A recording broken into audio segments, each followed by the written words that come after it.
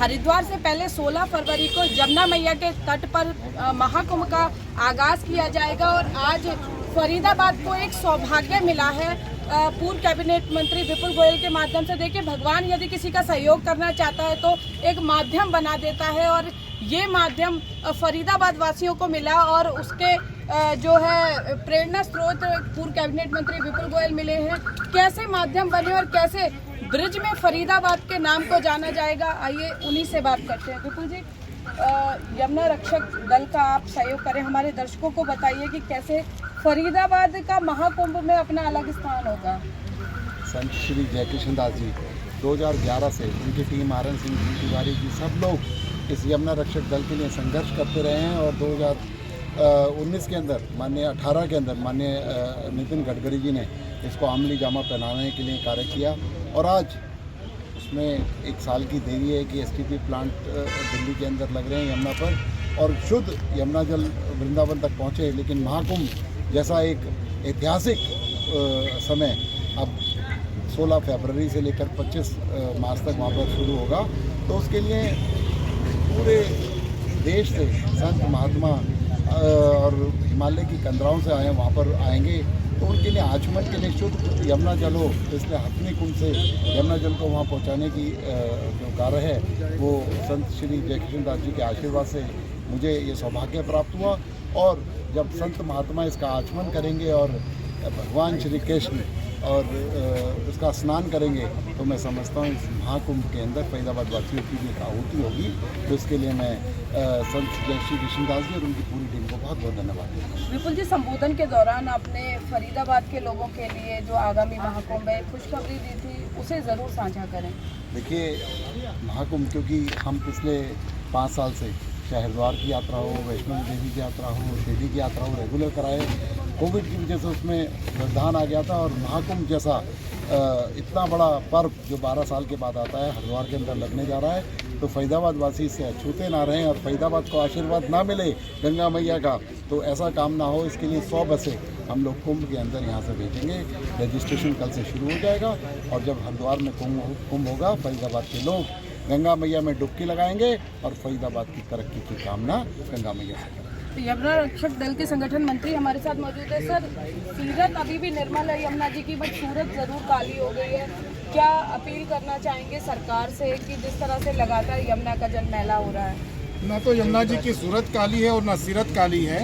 अभी हम वहाँ देख करके आए हैं, दोनों ही निर्मल है। जरूरत क्या पड़ी शुद्ध जल मंगवाने की? मैं बताता हूँ, अगर आप हथनी कुंड के नीचे जाएं, हथनी कुंड के उस तरफ तो निर्मल यमुना है और हथनी कुंड के इस तरफ एक बूंद जल नहीं है। निर्मल जल की तो हम बात ही ना करें। तो ये जो जल आप देख रही हैं यमुना में, वो यमुना जल नहीं है। ये दिल्ली के या जितने औद्योगिक नगरी हैं उनके जो है औद्योगिक, व्यावसायिक और घरेलू जो कचरे हैं वो हैं। तो ये यमुना जल नहीं है। यमुना जी आज भी पवित्र हैं, आज भी जो है उतनी ही सूरत और सीरत जो है सुंदर है। उनमें हमने डुबकी लगाई और हजार लीटर की 10 टंकियां रखी हैं, उनसे जल जो है आप एक बार जरूर बैठ लीजिए। देखिए 2000 हमारी ये कंटेनर पड़े हुए हैं, उनमें आप डाल करके देखिए कुल कितना जल यहाँ से जा रहा है। यहाँ से 10,000 लीटर जल जा रहा है, बल्कि ये हथनी कुंड से जल का भरा हुआ है और इनका वितरण 2000 कंटेनरों में भर करके, यानी 8000 लीटर तो हम लोग पंडालों में, मंदिरों में वितरित करेंगे। 2000 लीटर की जो टंकियां हैं उन्हें रख करके आचमन वगैरह की व्यवस्था करेंगे।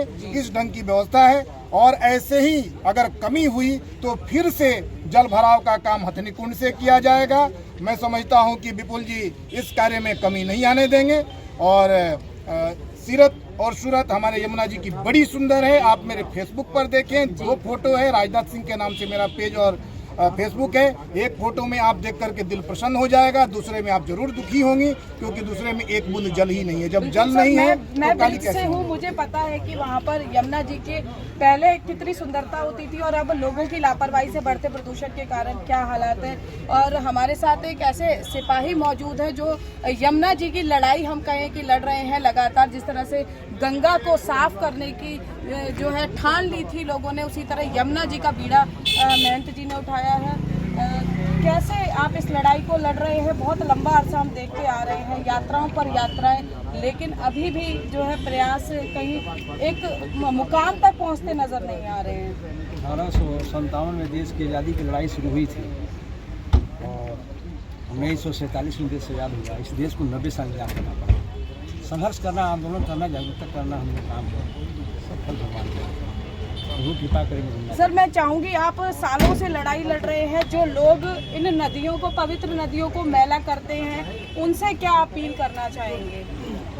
नहीं, ये बहुत बड़ी बात है, छोटी बड़ी बात नहीं है। लोग तो कर नहीं सकते हैं। बड़े बड़े कारखाने और जो सारे शहरों के गंदे नाले की गए हैं, फूलपत्ती से और पूजा से उतना गंदे नहीं है। ये सारे के सारे शहर के मलबे, कचरे, आपके हजारों कारखानों के जहरीले पानी गिर रहे हैं, इसी हमला करनी है। और इस पर समानांतर नाला की व्यवस्था बगैर तो ये काम बनने वाला नहीं है। गंगा किनारे किनारे समानांतर नाला। नीरज जी, विपुल जी ने एक तोहफा दिया है फरीदाबाद वासियों को कि आगामी जो हरिद्वार का महाकुंभ होगा, निःशुल्क गंगा स्नान का, शाही स्नान का वो लुत्फ ले सकते हैं। पूरा खर्चा वहन किया जाएगा। पहले भी शुरुआत कर चुके हैं इस तरह की। कोरोना के टाइम में इसे कितनी बड़ी सौगात मानते हैं? कोरोना के समय से पहले भी बहुत सालों से विपुल जी ये कार्य करते चले आ रहे हैं। बीच बीच में बसेज अलग अलग तीर्थ स्थानों पर भेजते चले आ रहे हैं। अब इन्होंने जो महापर्व के लिए महाकुंभ की जो व्यवस्था की है कि 100 बसेस फरीदाबाद से विपुल जी के माध्यम से जाएंगी, एक बहुत ही पुण्य का कार्य है और सभी लोग इस चीज़ को भुनाना भी चाहते हैं, गंगा स्नान करना चाहते हैं। और जैसा कि उन्होंने कहा कि यहाँ फरीदाबाद के लोग गंगा में डुबकी लगाएंगे और फरीदाबाद की तरक्की की कामना करेंगे। यमुना में डुबकी लगाने का मौका भी मिलेगा और साथ में आगामी गंगा में डुबकी लगाए, खूब फले फूले, ये भी व्यवस्था विपुल जी ने कर दी है। राष्ट्रीय अध्यक्ष हमारे साथ अखिल भारतीय ब्राह्मण महासभा से सुरेंद्र बबली जी मौजूद हैं। सुरेंद्र जी, बतौर ब्राह्मण कितना गर्व महसूस कर रहे हैं कि फरीदाबाद के वासी हैं आप और आज यमुना का जल महाकुंभ में जा रहा है? जी, हमारे सभी के लिए बड़े गर्व की बात है। आज फरीदाबाद का जल पूरे विश्व में जो भी हमारे साधु संत भक्तजन वहाँ पे आएंगे वो इसका आचमन करेंगे और परम श्रद्धेय ठाकुर जी महाराज और राधा रानी को इनका आचमन होगा। तो ये हमारे लिए बड़े गर्व की बात है। जी, ना पार्षद नरेश नंबरदार जी हैं, सर क्या कहना चाहेंगे? सब तमाम लोग साक्षी बने हैं आज इस परिचय। देखिए, विपुल गोयल जो है वो एक ऐसी शख्सियत हैं, एक ऐसे जनप्रतिनिधि हैं जिनकी विचारधारा, क्योंकि भारतीय जनता पार्टी के वो मंत्री रहे हैं, भारतीय जनता पार्टी की विचारधारा उनके अंदर वो धर्म के और संस्कृति के प्रति जो उनके हृदय में जो जगह है, जो वो कुछ करना चाहते हैं, एक स्पेस जो उन्होंने मेंटेन किया हुआ है, वो उसका प्रतीक आपने आज देखा है कि जो हरिद्वार के अंदर जो वहाँ पे जो मेला लग रहा है, कुंभ का जो मेला लग रहा है, उसके लिए, क्योंकि वहाँ यमुना के अंदर थोड़ा जल दूषित जल है, क्योंकि वहाँ मंदिरों में या अखाड़ों में उस जल का प्रयोग नहीं कर सकते, मठों का प्रयोग नहीं कर सकते। तो मान्य हमारे विपुल जी हैं, उन्होंने हथनीकुंड बैराज से जो शुद्ध पानी यमुना का है वो उनको से मंगवाया है और उसको उस पानी को वहाँ लेके जा रहे हैं, ताकि वहाँ जो मठ है उनको धुलाई कर सके, मंदिरों की धुलाई हो सके, या वहाँ जो बहुत पूरे देश भर से जो वहाँ पुजारी आएंगे वो आएंगे तो वो उसका जो है जो उसको पी करके अपने आप को मतलब शुद्ध कर सके। तो इस तरह की व्यवस्था माननीय विपुल गोयल जी ने करी है और ये कोई पहला काम नहीं है। माननीय विपुल गोयल जी तो ऐसे सैकड़ों काम कर चुके हैं। आपने देखा, चाहे वैष्णो देवी के लिए बस भेजना हो जनता के लिए, चाहे शिरडी के लिए बस भेजना हो, चाहे हरिद्वार के लिए बस भेजना हो, चाहे वृंदावन के लिए बस भेजना हो, सैकड़ों हजारों बसें उन्होंने जनता के लिए उन्होंने अपने यहाँ अपने कार्यालय से निःशुल्क भेजी हैं।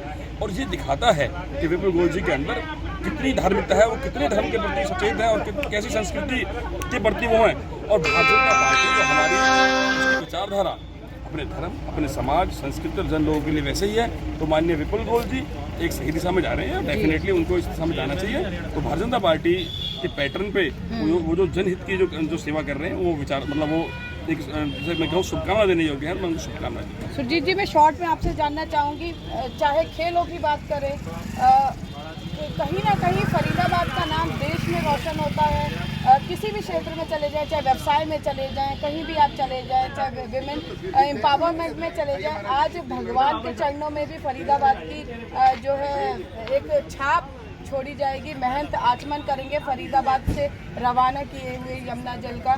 कितना सौभाग्यशाली फरीदाबाद और फरीदाबाद के लोगों को मानते हैं? हम इसका सारा श्रेय माननीय मंत्री पूर्व मंत्री विपुल गोयल को देना चाहेंगे कि सबसे देश का सबसे ऊंचा झंडा हो, या फिर आज यमुना जल की बात हो। फरीदाबाद के नाम करने के लिए जो गोयल साहब ने काम कार्य किए हैं, उनके साथ साथ हमारे फरीदाबाद वासियों का जो नाम होता है उसका सारा श्रेय गोयल साहब को जाता है, क्योंकि ऐसी धर्म आत्मा, ऐसे पुण्य कर्म हमारी भारतीय जनता पार्टी की जो संस्कृति रही है, भारत बचाओ, हमारा तो एक ही कहना है, ऐसी आत्मा आज हमारे फरीदाबाद के बीच में है। उनके माध्यम से आज जो फरीदाबाद का नाम हो रहा है वो सारा श्रेय विपुल गोयल जी को ही जाता है। तो बिल्कुल देखिए, फरीदाबाद के लोगों को मैं बता दूं कि 16 फरवरी से वृंदावन में महाकुंभ का आगाज होने जा रहा है और 25 मार्च को रंग भरनी एकादशी के साथ समापन होगा। 5 कोस की परिक्रमा का आयोजन किया जाएगा। तो जो लोग इस शाही स्नान में 3 शाही स्नान घोषित किए गए हैं महंतों द्वारा, जो इस शाही स्नान में डुबकी लगाना चाहते हैं, उनके लिए अच्छी खबर है कि अब यमुना के मैले जल की बजाय उन्हें निर्मल जल मुहैया कराया जाएगा। और इसका परम सौभाग्य फरीदाबाद से विपुल गोयल पूर्व कैबिनेट मंत्री हरियाणा सरकार को मिला है। और आज तमाम जो यमुना रक्षक दल के प्रतिनिधि हैं उनके साथ इस जल को रवाना किया गया है। और इसके बाद वृंदावन महाकुंभ के बाद हरिद्वार महाकुंभ का आगाज होगा, उसके लिए भी बड़ी सौगात फरीदाबाद के लोगों को दी गई है। अब देखना ये होगा कि फरीदाबाद के लोग कितनी अधिक से अधिक संख्या में वृंदावन महाकुंभ में जाते हैं और इस निर्मल जल में डुबकी लगाते हैं। फरीदाबाद से पूजा शर्मा, पंजाब केसरी टीवी।